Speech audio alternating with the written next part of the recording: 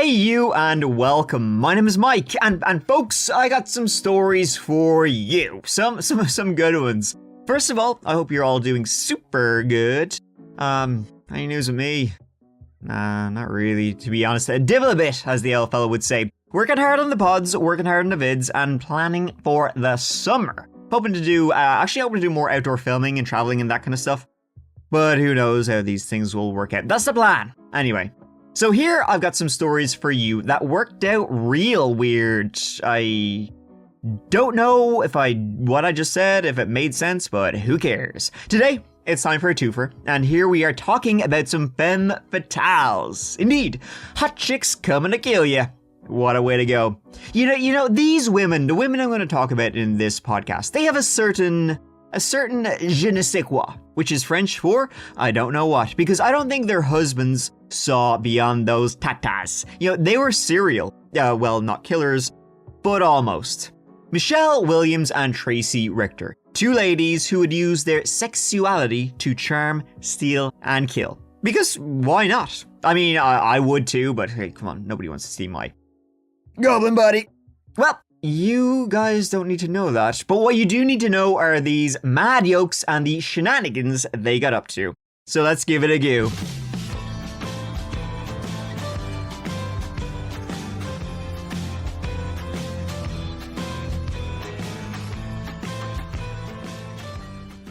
North Texas, first of all, home of the North Texans. There, you'll find Keller. Fitting name, because Keller rhymes with, yep, you guessed it, dwellers. Yep, and dwellers in Kellers were, well, about 50,000, if you can believe that.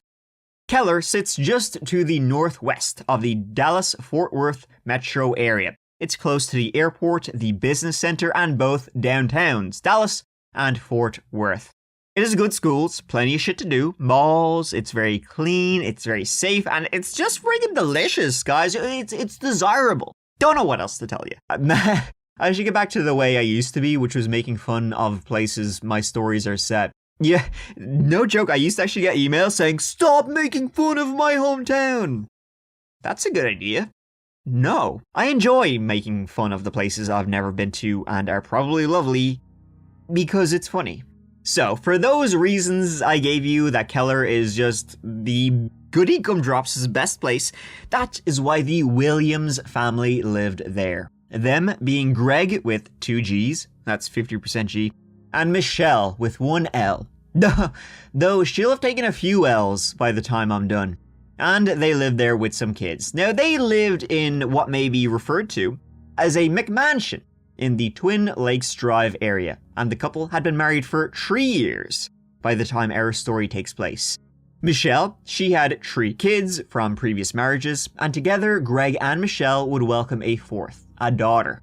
Greg, he was a wealthy man and entrepreneur, and Michelle, she enjoyed that. She enjoyed that he treated her like his queen, but she did not enjoy calling 911 at around 4:40 a.m. on the 13th of October, 2011.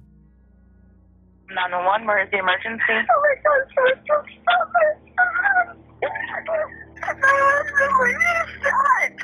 somebody was in the house. I got hit really hard. You were hit in the head? That night, Michelle had been sleeping when a booming sound effect cut off those Z's. In the darkness of that early autumn morning, in a house that was dead quiet after whatever jolted her awake, she got out of bed and walked slowly toward where the sound came from. It sounded to her like it was such a loud noise. Was somebody breaking in? While Greg, he lay asleep in the bed. Or so she thought. Then, as she inched closer, out of the dark came a whack, a crack, and she was hit hard, right in the kisser. She managed to stumble back into the bedroom and saw Greg with a man in black beside him. Groggy, she heard a loud bang, and through blurry eyes, she saw Greg had been shot, dead. He was still lying in the bed, and on the floor right beside lay a handgun. Michelle, she didn't have the easiest life, but trying to convince police and prosecutors that she was not involved in this would be the most difficult thing yet. Michelle Zahn from Hurst, Texas, was 17 years old when she had her first baby, and 2 more would follow over the next 7 years. So 2 boys and a girl from 2 husbands, both marriages ending on, not the best of terms. She would claim that both those husbands were cheaters, men are pigs. But they would later give her the old reverse Uno card. And her kids would actually say the same. They would say that the marriages ended because she cheated. She left one man for another man and then rinse and repeat. In one instance, after her second husband caught her sleeping with not 1 but 2 men, whoa dude, they were London bridging her, he demanded a divorce. And in retaliation for her husband demanding a divorce, she tried to kill his fish and his dog. What did they do? And to support herself and her children after this, she would work as a dental assistant. Then, after being fired for stealing what? Teeth? She would then get into telemarketing and eventually turn to strip work, sexual work, and was scraping by paycheck to paycheck, living on couches and in motels, until in 2007 she met future husband Greg Williams. They met on one of those websites, with the whips and the letter and the daddy. And from there, the gravy train said, choo-choo, motherfucker. They had the $800,000 house, the cars, the pool. Greg, himself, 2 marriages behind him also, and 2 daughters. He had been successful in the IT industry. He created the company DFW IT Pro, and he was earning the big bucks. Small businesses are the foundation of a healthy economy, and so on and so forth. That was something which Michelle, she took a liking to. Don't mind if I do. And Greg, well, Michelle was a very sexual woman, and so he kind of had the same idea she did. But that's just, the way she was. And once again, not just with her new husband Greg. Because one sausage could never satisfy a woman like Michelle. Give Michelle a call, lads. You won't go home empty-handed. Greg's brother-in-law and his best friend, a guy named Bryn, well, one time he was in the house with just Michelle, and she called him up to the attic. When Bryn got up there, he saw she was completely Billy Bollocks naked. He did kind of a double take, said, well, that's fucked up. You're my brother-in-law and best friend's wife. And he left. But he saw everything. Now, this Bryn, he later committed suicide in a case where Michelle's name came up more than once. I'll say that for dessert. So the Williams, they lived, they worked, and they loved, but maybe just not always each other. Greg even bought a frozen yogurt shop for her to run, just to give her something to do. Here, that'll keep you busy for a while. Maybe this will stop you from having sex with the neighbors. Michelle's 2 grown sons, they helped out in Greg's business, and they'd work for him for a time. And they would say, he treated their mother right. He spoiled her rotten. Though they themselves, they were not too keen on him. They didn't really like him. Though, as I said, they treated their mother well. They thought he kind of sucked. See, Greg Williams, he acted like a 21-year-old frat boy at a college party scene, not like a 45-year-old grown-ass man. He was like the big dog type, or he thought he was anyway, he was a bodybuilder, he did karate. He had the big parties. And sometimes there were bad people at these parties, there were hardcore drugs, and he got fucking hammered. Yeah, he was the type who'd get fucking hammered and then try and fight you. Honestly, he sounds pretty fucking cool. But it didn't last long. 3 years after they tied the knot and became one big family, Greg was shot dead in his own bed. But by who?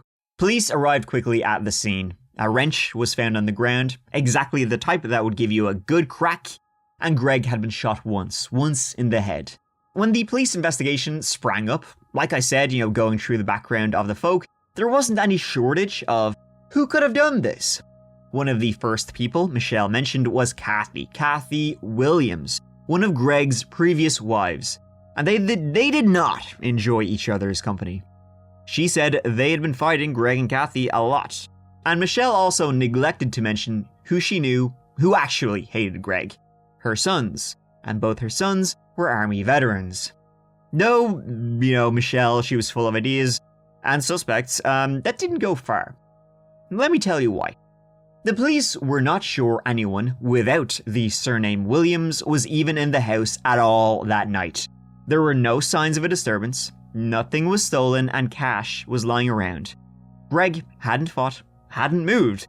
He'd been shot while laying in bed, yet Michelle said the crash was loud enough to wake her up.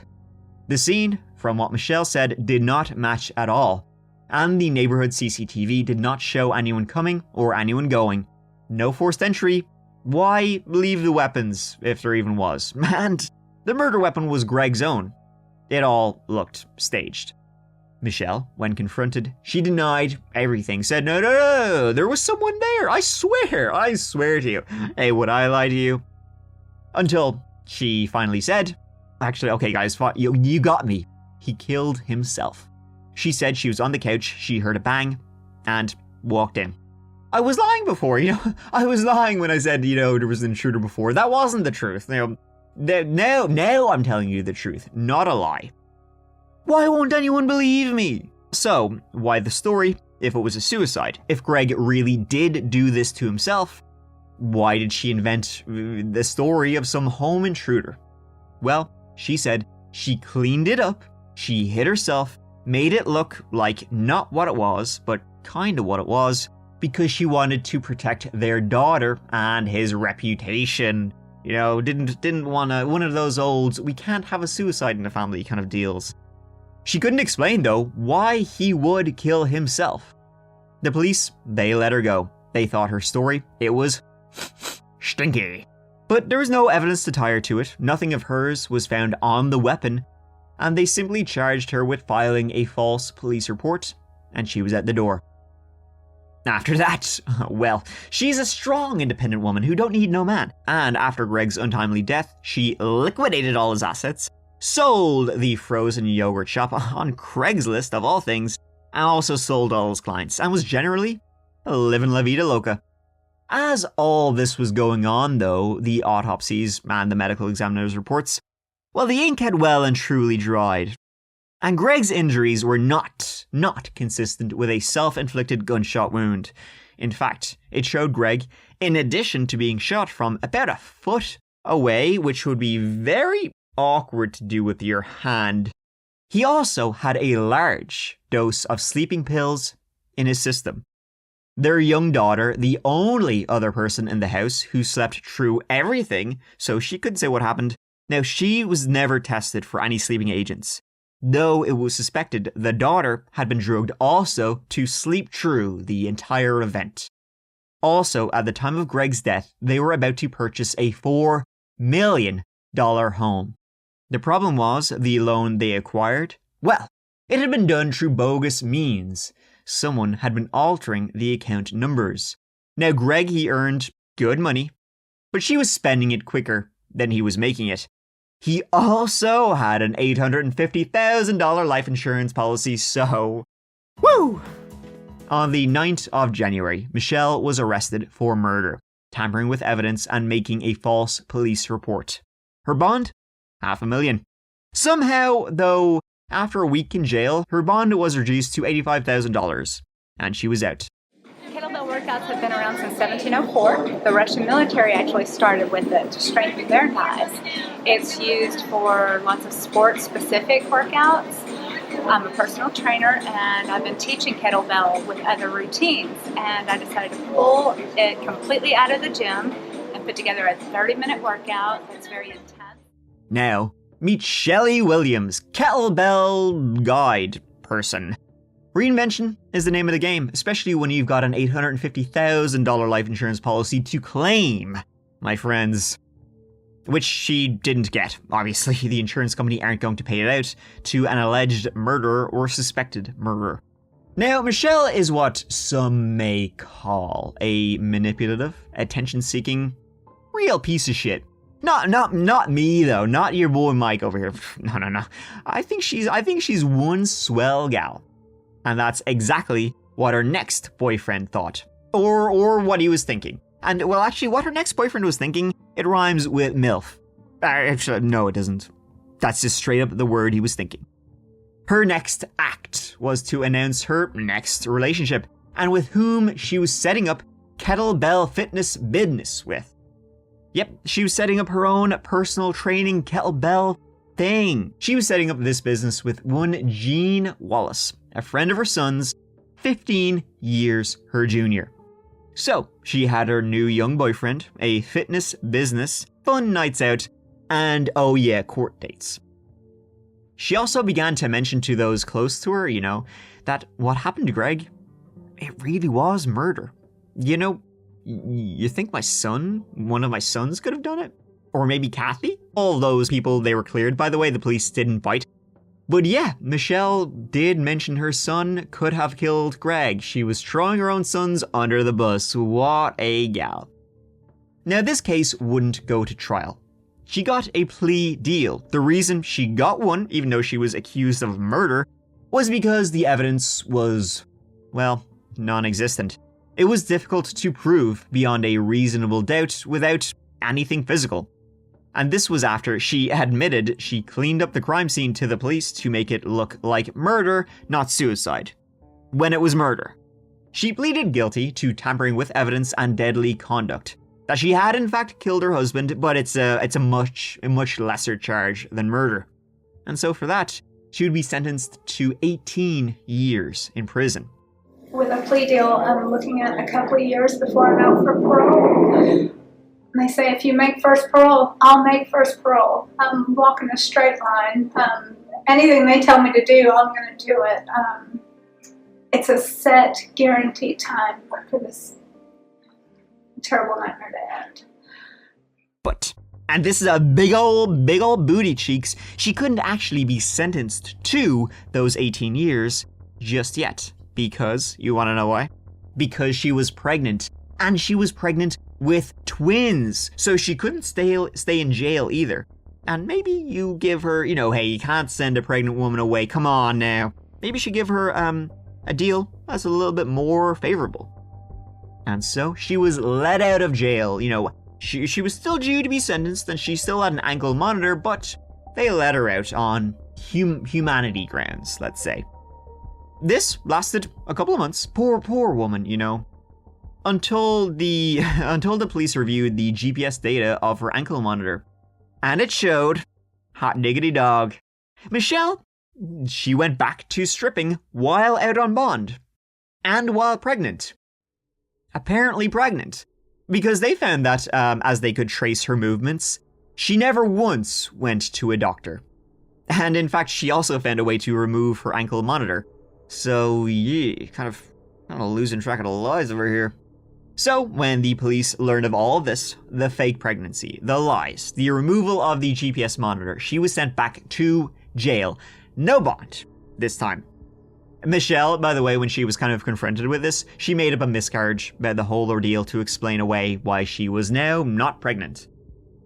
Now, there's one more twist in the case of Michelle Williams, that I wanna talk to. It was the guy I just mentioned in passing, Bryn Fletcher.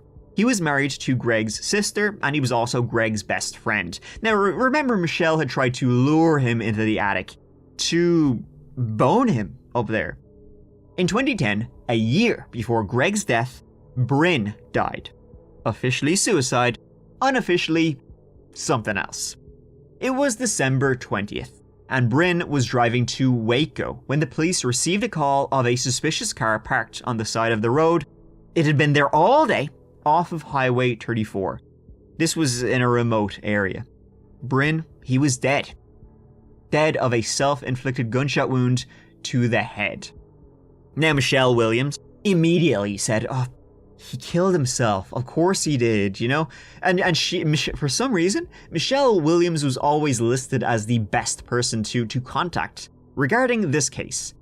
Now, I will say Bryn's wife, she was also named Michelle, so maybe there was confusion. They listed Michelle Williams instead of Michelle Fletcher. Or maybe Michelle just inserted herself. And Michelle said Michelle was like, of course he committed suicide out there on this lonely road. Hey, he had tried to kill himself before. Now, his actual wife would say, no, he had not. He was not suicidal, and he also never carried a gun with him neither. Now, the reports of Bryn's death, they're conflicting. Some say he was shot in the head once, but some say it was the forehead, the eye, or the mouth. It says he did it with his left hand when he was right-handed. When it happened, Michelle Williams ordered him cremated as soon as it was ruled a suicide. Bryn's wife, at the time, as you can imagine, she was too upset to argue with her.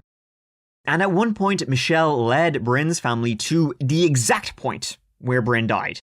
Despite the police releasing almost nothing about the case. Well, here's where he died. How do you know that? The police only said it was on this road, and it's a long road. I don't know that. Bryn's wife thinks that maybe he learned something about Michelle. Something that Greg wouldn't want to hear. Well, he definitely learned it because she tried to bang him. And so Michelle, not being too keen on getting a divorce from Greg, she got in there first. So, while awaiting sentencing, which was due to be 18 years for deadly conduct and other charges, Michelle agreed to an interview with the TV show 48 Hours. Now, this would turn out to be a huge mistake. Greg treated me like a queen. He was the most amazing father to Michaela. Did you murder your husband, Greg? No, I did not. Who shot Greg? I have my assumptions, and that person is letting me sit here. How long do you think you will spend in prison? A couple of years. If I went to trial with not having the representation that I feel I needed on this case, I could lose the case and go away for 50 to 100 years. So yeah, in that interview, she said she didn't do it, but maybe she would know who did do it. Now, as part of her plea deal, she already said she'd killed him. Now on national TV, she was saying something different. Her plea deal was revoked. A jury trial was now coming at you. If she hadn't done that interview, if she hadn't said what she said in that interview, she might have gotten parole in as little as 5 years. Now she will have to wait a hell of a lot longer than that. Her defense, they went back to the suicide motive. He had money problems. His friend killed himself, apparently. Greg, he was doing steroids to bulk up and that messed with his mind, roid rage. The medical examiner already said he didn't do it to himself. And the interview she did didn't help. She essentially testified against herself. Michelle Williams was found guilty and sentenced to 60 years in prison. One thing I learned during my research into this case was that Michelle's dad, he had an attraction to the theatrical. Maybe he should have tried community theater. Instead of doing that, though, he would work on construction sites and purposely get himself injured. He would be the kind to jump in front of cars. That kind of shit, which in my mind deserves to be run over. Like, I love watching, those dash cam videos you can see on YouTube of people trying to jump in front of a car that's stopped. Man, they are very funny. And when that happens, you should really speed up.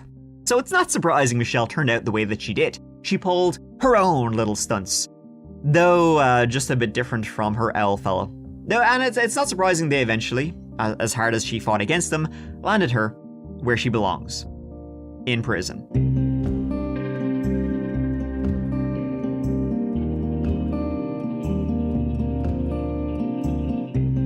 So now for our next old story, and to early Iowa we go. Well, okay, not early, but early. Okay, it's present day, but that's the name of the place. God damn it, who names this shit? And what can I say about early? Not much.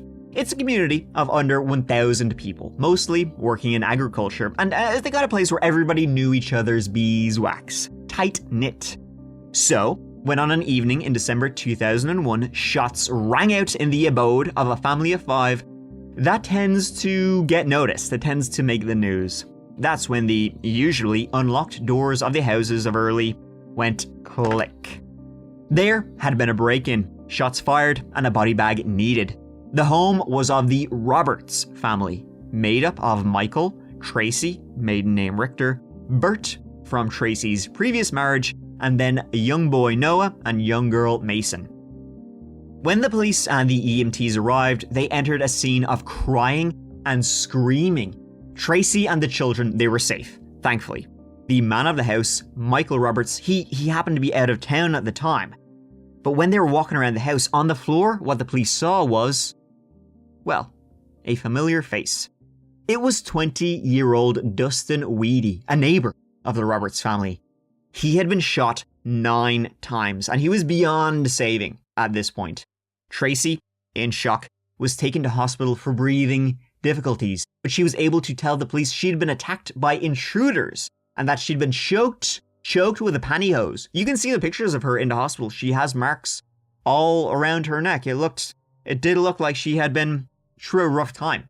So, the initial reaction, what the shit? Dustin, neighbor, he had a great relationship with the family. He lived close by. He cut their grass. He mowed the lawn for the Roberts family. They went to church together. Was Dustin Weedy one of the intruders, or had he heard something, rushed to protect Tracy and the kids and had been killed? The former, according to Tracy, from her hospital bed. There were 2 men who broke in. One Dustin and the other a stranger, but Tracy was able to give the police a description. And now they never asked for money during the attack and when they were choking her, even though there was expensive jewelry all over the house. No, instead Tracy felt they were there for her. At one point she managed to grab a gun and shoot Dustin, popped off some shots at him in self-defense to protect her and her children's lives. The other intruder, the person she didn't know, he fled the scene. Tracy was a hero. Mama Lion prepared to defend her children, defend her cubs, kitty got claws. Tracy, she was discharged from hospital after a few days, husband Michael rushing back to be at her side. And the family, they had a pre-organized trip to Australia, where husband Michael was originally from, and so off they went. Maybe get away from here for a time, recover. But while they were in the land down under, the investigation continued.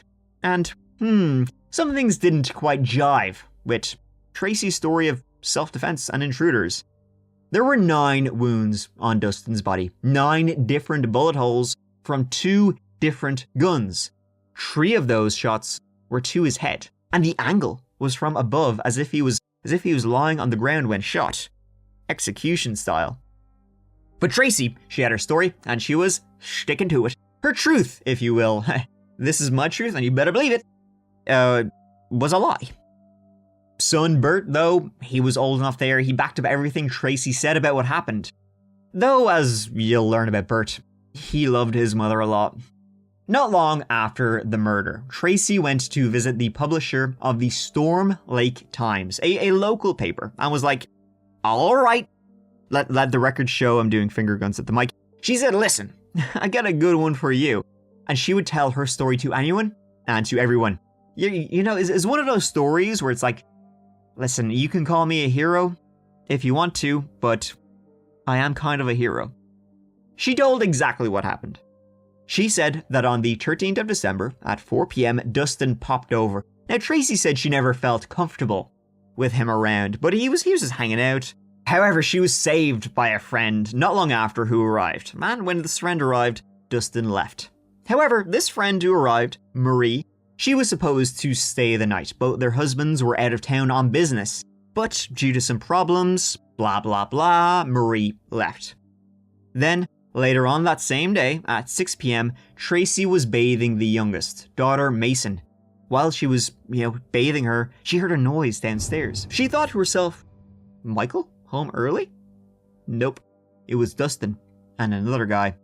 She ran with her baby. She managed to put all the kids in the same room and lock the door before she was dragged away by her ponytail. They grabbed. She tried to run to the gun safe, but she was choked out by pantyhose and she went unconscious. She woke to hear her kids screaming and the 2 intruders outside the door trying to kick it open to get to the kids. Tracy, she was fucked. She was hazy. She couldn't really see. Her specky's gone. But then her Richter sense kicked in. She, cool as a cucumber, she walked over. She unlocked the safe after failing multiple times. Whipped out an iron, 2 actually, and started blasting. Dustin was dead. The other guy, he fled. That was her story. Pretty cool. Buy her a beer. I mean, that was her story for a bit. Let's learn a little bit more about T-Dog. A bit of backstory about her. A lot of backstory about her because The shooting of Dustin Weedy was just the latest in a long line of Tracy being up to something. Tracy was born in May 1966 in Chicago, and she grew into a pretty smart girl. So much so that she got a scholarship to enroll to college as a radiography student. And it was while studying she met John Pittman III in 1987. And John, he fell head over heels for her. John, he was studying to be a doctor, and the two of them, they hit it off so well, soon they were engaged. The couple, they moved to Denver, where John started his residency, and his family, the Pittman family, they lived nearby also. Now, Tracy was everything John was looking for in a woman, kind of weirdly so. She was sharing all the interests John had. But as soon as the I do's were said in 1988, Tracy changed. And she changed John to an extent also. John's parents, they lived nearby. But when both of their credit cards were stolen and thousands spent, all signs pointed to Tracy that their daughter-in-law had stolen their credit cards. But John, upon hearing this, he wasn't having it. That then led to a division in the Pittman family, and John was now all Tracy's. All Tracy's when he was around, though. I mean, he was a doctor, he worked ridiculous hours, about 120 a week, which frankly, we need to give our doctors a break. This then, Tracy was not happy about that, and fights erupted.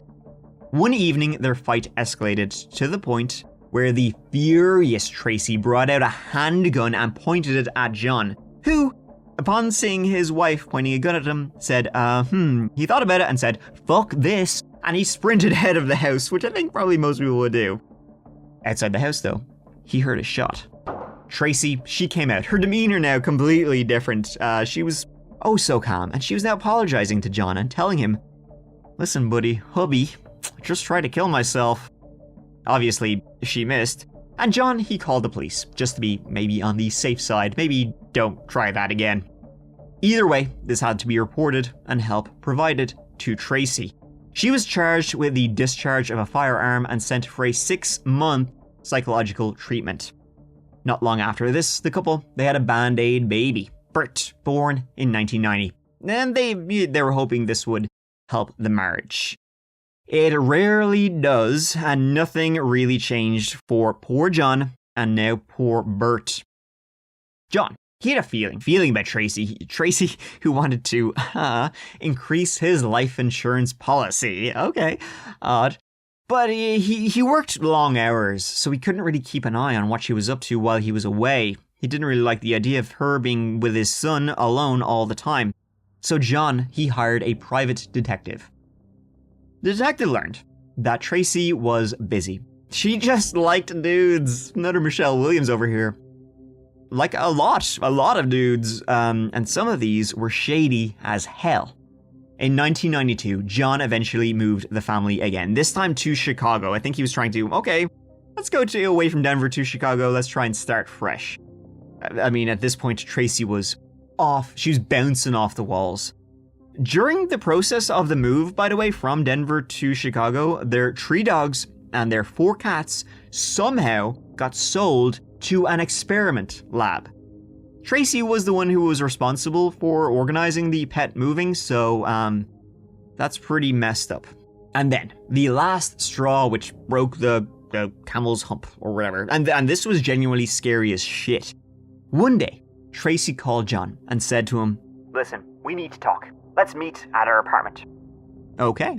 Coincidentally then, the private investigator, who was still tailing Tracy, called John a couple of minutes later. John told the private investigator over the phone, "Hey, Tracy, she just, asked me to go meet at their place." The private investigator, at this very moment, had been tailing Tracy, and he said to John, "Do not go home." See, their apartment was on the east side of town. Tracy was currently driving west. John never showed up. Tracy called him again and said, "I'm here. Where are you?" No idea if someone shady was waiting for John, but it's a definite possibility. Their marriage was now over. Who knows what was waiting for John? Maybe a lollipop. The divorce, it was finalized in 1996, but the shitstorm was not over. The custody battle for young Bert, it was on. Tracy would accuse John Pittman of sexual abuse, of child abuse, of all that, the worst accusations you can throw at somebody, literally the stinkiest shit you can throw. And the accusations were found out to be what they actually were, false. And it was also around this time learned that Tracy had forged John's signature on a life insurance document. So, hey! In the end, though, Tracy got Bert, and John had to pay her thousands per month in child support. Not long after, Tracy met someone online, and his name was Michael Roberts, Aussie entrepreneur. They really hit it off, mate. My Australian accent is getting worse. I mean, they hit it off so much so that they married after 18 days, less than 3 weeks. And Michael, he would move from Australia to America, and as expected, he was crocky. Oh, God damn it. He was mad about Tracy. That would not last. Though, honestly, marrying someone after 18 days of knowing them, you kind of get what you deserve. You kind of get what you deserve at that point if you're kind of stupid enough, I would say, to do that. A few months in, trouble was, once again, brewing. Tracy cheated. However, Michael, he stuck with her and stood by her through the custody battles that were still going on with John. Now, Michael Roberts, of course, he only had one opinion of John Pittman, an opinion molded by Tracy, who told that John was just an awful, abusive, real bastard. Around the same time, she was busy. Tracy was busy. She liked to keep busy. I'll give her that. She also accused a dentist, who also happened to be a former boyfriend, a guy named Joseph Laspisa, of sexually assaulting her while she was under, anesthetic, while she was knocked out. She woke up, during dental surgery or whatever, and saw that he was basically on top of her jerking off. She tried to get $150,000 out of him, and this would end up costing Joseph his livelihood. How true that actual whole story is, well, it's hard to... Tracy isn't exactly the most honest person at this point. So eventually, Michael and Tracy, the Roberts, they moved to Early, Y, in 1998. The last decade was a busy one, all right, for Tracy. Maybe Michael took her to this really kind of remote, quiet town because he was hoping, hey, you can't cause too much trouble here. Boy, was he wrong. Soon after the move, they welcomed their first child together, a boy, and then in 2000, a girl. The couple, they had their own business set up, an IT company. And, they were part of the community, they were part of the church, they were well liked by the people of Early, everything picturesque. On the surface, anyways. And then came that fatal evening on the 13th of December, 2001, when Tracy, she became a hero, a gosh darn heck hero, by killing neighborhood child Dustin Weedy. Now, Dustin, he was a quiet kid, loved computers. He was a loner, gentle, someone not exactly, who you would think could do what Tracy was claiming he had done. So now, the story back to late 2001. Michael, as I said, he rushed back to Early, and he offered a $10,000 reward for information, about the other intruder, this mysterious man who was with Dustin. But Michael was absolutely shocked, that this happened. Michael considered Dustin a friend. Like, they would mess around. Like, Michael was showing him how to work computers and all that stuff. Michael was kind of taking Dustin under his wing. Why would he do this? And Tracy said it was not about money. They never asked for money. They never stole anything. She thought Dustin and this other intruder had been there to murder her. But why? Maybe there really just is nothing to do in Early.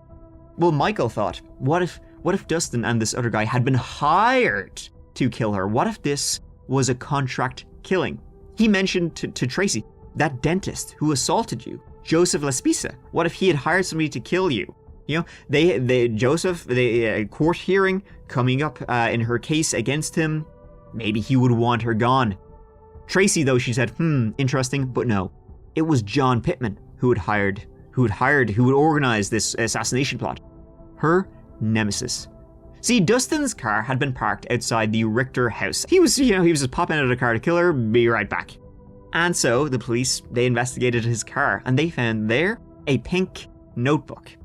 In the notebook, Dustin, he wrote of a mysterious man, a mysterious John Pittman, of course, who'd hired him to kill Tracy and 11-year-old Bert.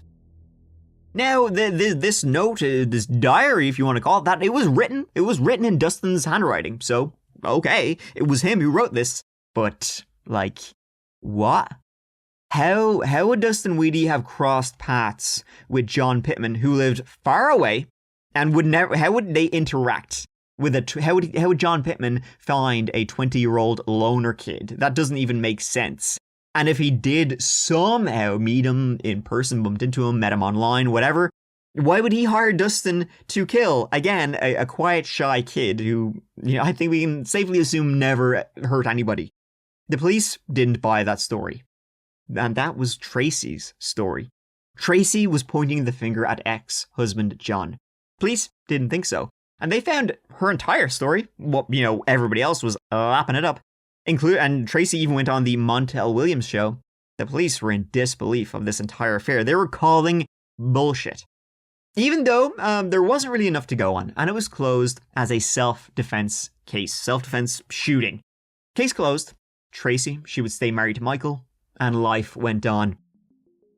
But it's Tracy Richter, so it won't stay boring for very long. Roughly a year after the shooting, on Thanksgiving Day 2002, a man was discovered unresponsive at a graveyard near Early. It was Brett Weedy, Dustin Weedy's father. He had shot himself by his son's final resting place. He left a note saying that his heart was broken after Dustin's death, and he cried every day. More tragedy for the Weedy family. But they wouldn't roll over. In late 2003, they filed a wrongful death suit against Tracy. It would be dismissed, however, 2 years later. In the meantime, Michael and Tracy's marriage went south.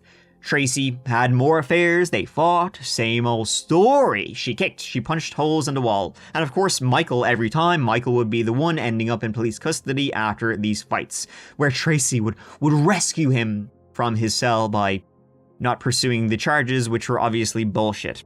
Michael, he started to then believe his time was running out as long as he was with Tracy.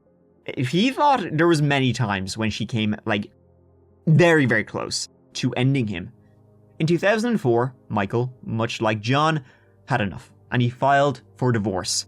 In the meantime, Tracy, what do you think she did? She did exactly what you're thinking. She began to accuse him of abuse, of child abuse, of sexual abuse. She's not even original with this shit. We've seen this script before. She's the same inventory of accusations that she just throws against everybody. But this time, though, Tracy, she had another trick up her sleeve. The attack. Tracy, she went to the police now and she said, remember when I was telling you that John was behind this? Actually, had another think about it. I was wrong.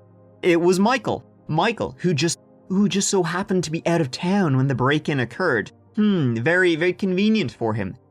Bet he didn't count on her shooting Justin, though. And she said Michael talked in his sleep. And he admitted to organize the whole thing while he was asleep. She would tell anyone that would listen that Michael had been part of the attack on her and that he was a madman, a dangerous man. And he needed to get what was coming to him. In 2007, the divorce was finalized. Tracy, despite Michael's best efforts, she got the kids. From there, she moved to Omaha, Nebraska. And Michael, he would also move to Nebraska. Not for Tracy, for his kids. He wanted to be close to them. And in 2009, he would have to file a restraining order against Tracy. See, Tracy was going to ride him all the way. She went to the sheriff with a photograph of Dustin's dead body, saying Michael had planted a photo on her car, and that he was trying to drive her insane because he was a part of it. She was just throwing so much stuff at him, he had to go to the courts and say, stop it. Now, Michael was cleared. And the sheriff's department actually concluded she was basically trying to make reports against him because, of course, there was a child support proceeding coming up and, well, you know what that means. I'm doing the let the records show, I'm doing the, 2 fingers and thumb gesture, as in money. Tracy, seeing the police, though, at this point, they weren't believing her, they weren't interested in her bullshit. She told the detective, hey, you just made my list. Around the same time, Michael, he also suddenly began to severely doubt Tracy's version of events. He would be speaking with investigators, telling them everything he knew. And around this time, Tracy Richter would also get convicted of welfare fraud, and she got probation. Now this is kind of the weird part. I like how I'm saying that. This entire story is messed up, but this is the weird part, really. Around this time, talking about 2010-ish, Tracy changed her name to, interesting, Sophie Karina Therese Baronin Edwards. She was living under that name. She went from Tracy Richter to this mouthful. It sounds like a European aristocrat. Like, she was living under that name, her business was on that name. She also went around with a British accent, which I can only assume was hilarious. And so while she was busy trying to frame Michael for anything and everything she could, fuck her shot Kennedy, you know, a new prosecutor entered town and reopened the shooting of Dustin Weedy. And new things were discovered. Namely, that Dustin had been shot in the back of the head while laying on the floor. This was not self-defense, this was murder. Also, there were no signs of forced entry, and the Roberts, unlike neighbors, the Roberts did lock their doors, but the doors weren't busted in. They also these intruders entered without weapons. Like, nothing was found. The entire scene, again, as we see all the time, it didn't make sense. And on the 27th of July, 2011, Tracy Richter was arrested for the murder of Dustin Weedy. Funnily, and weirdly enough, when Tracy was arrested, in her possession was name change documentation. She was gonna change her name again. I can only assume that her name, Tracy Richter, it kept appearing online, and so she was like, shit, if I have to find another man, I better change my name. This time it was going to be to Heidi Joanna Frostbacher. Unusual name. That's a very strange name, right? Why that name in particular was she going to change it to that? I hear you barking, big dog. Well, the reason she was going to change it to that name was because Heidi Frostbacher just so happened to be the same name as Michael Roberts' new wife. And so, Tracy Richter, her trial started on the 24th of October, 2011. Now, this is what actually happened. Tracy bought the pink notebook and she lured Dustin over that day. Her friend accidentally turned up that day, so she had to make it up an excuse for her friend to leave. Then Dustin returned and she held him at gunpoint. She literally took a gun out, pointed it to this 20-year-old kid's head, and forced him to write all the stuff in the journal saying that he'd been hired by John Pittman. Then she killed him and she planted the book in his car. Dustin was shot in the head for the last time 10 minutes after the previous shot. Tracy, she had 10 minutes to think about it and she just wanted to make sure he was dead before the police arrived. He could not live to tell the story. Tracy said she was choked out by pantyhose. Yeah, that didn't match her injuries. She was choked out, but it was by herself. She made up everything. And you know what? You'd think it'd be over when she was found guilty on the 4th of November. But no, she was not done even when she was convicted. On the 5th of December 2011, Tracy was sentenced to life in prison without the possibility of parole. Now, this is where her being a horrible human being takes another leap and bound, because in prison, she became pen pals with a convicted child rapist named Jim Landa. And they would Tracy and this guy, they would write creepy letters to each other. In one of the letters Tracy sent to this Jim, she gave him enough information to locate Michael and the two youngest children that she had had with Michael. And she was like, in the letter, well, this is where they live, this is their description, and you know, if something were to happen to them, wink wink, well, it wouldn't be the end of the world. She also, from prison again, tried to destroy the reputations of those who wronged her. See, there was a site called Ripoff Report. It's no longer up. But basically, on this site, anyone could publish a complaint about anybody they wanted, anybody's business. Essentially, it was like, it was kind of like, Google reviews for a business or a company, but it didn't have to be verified. And the complaints could also be about people, too. Essentially, it's libel.com. And if the accused person wanted the complaint to be removed, a $2,000 non-refundable fee had to be paid. And evidence of the falseness of this complaint had to be presented. As I said, it was literally just libel.com. John Pittman and Michael Roberts were both highly impacted by this. Tracy's son, Bert, it seems like she had quite a lot of control over him. She used him as a pawn to get information about both John and Michael that she could then put on this website. As for Michael Roberts, back in 2011, he got full custody of the children and he moved to California with them. His plan was to move back to Australia, but that plan was shattered when Tracy was convicted and it was ruled she had visitation rights with her children, so he couldn't take them out of the country. That was until, however, 2014, when after another long battle, Michael and his family successfully moved back to Brisbane, Australia. At least they were safe from Tracy. They got away. A Tracy who led quite the life of schemes, of scams, and of murder. I do believe she tried to murder John Pittman, and she would have murdered Michael Roberts, and she definitely murdered Dustin Weedy, so wow. What a woman. What a woman. I mean, hey, this is a story of two women who, femme fatale is the only way you could put this story. These are two of the dictionary definitions of femme fatales. Tracy destroyed the lives of many people, entire families at that. Even her own family. I mean, she tried to sick a sexual predator on her own children, though ultimately she destroyed her own life as she brought it all upon herself. So I guess you kind of could qualify that as a happy ending. Thank you so much for listening to This All Podcast. It really means a lot to me. Thank you, thank you, thank you. If I could ask you for anything, please rate, review, subscribe, follow the podcast. That helps out tremendously. And as always, next episode in a couple of days. Remember, a new podcast episode every Monday and every Friday with a YouTube video every Tuesday. So look forward to that. But until the next one, please take care of each other and yourselves. Because I love you. Mike out.